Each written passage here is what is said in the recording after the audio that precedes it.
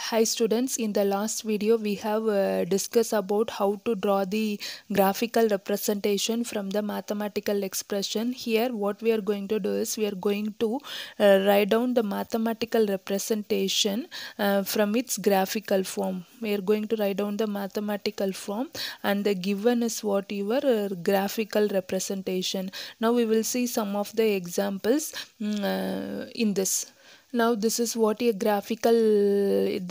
signal and its graphical representation is given like this, and you need to write the mathematical relation for it. Okay, so here see, here the value is constant for 0 1 2. Here it is a continuous time for each and every value of instance between 0 to 2, the value is 2. So what I am going to do is I am going to represent this as x of t, and this is equal to 2 for 0, that is t lies between 0, this is what 0 to 2, so 0 otherwise. So this is what the mathematical representation for this graphical representation. Now consider this problem, another signal. Here how you represent here the same as that of this positive side, but here negative side the value is not constant, it is varying. So in this case how you need to represent is the x of t equal to 2, because for 0 to 2 it is 2, 0 less than t less than or equal to 2 it is 2, and for negative side it is minus 2, so minus 2, the range is from minus 2 less than or equal to t less than 0. Here we should not consider less than or equal to 0. For 0 we are considering here, so for minus 2 to 0 it is minus 2.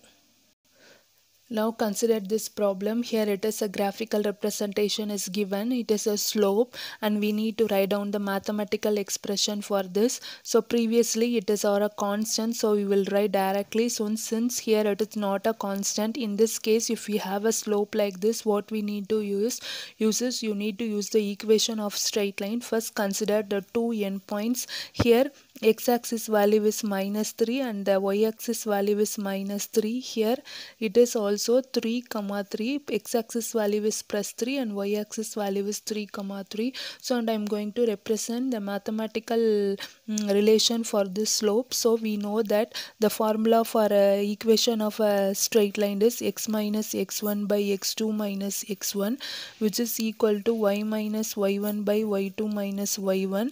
In this case you take these two values 3 comma 3, you can take this as x1 y1, this is x2 y2, and here the x-axis variable is t and y-axis variable is x1 of t. So t minus x1 is minus 3, so it is plus 3, x2 is 3 plus 3, which is equal to y-axis variable is this one, so x1 of t minus y1 is plus 3 plus y2 is 3 plus 3. Okay, so t plus 3 by 6, which is equal to x1 of t plus 3 by 6.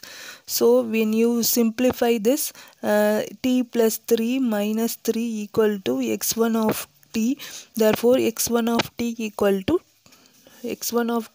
to t. So this is the mathematical representation for the above signal.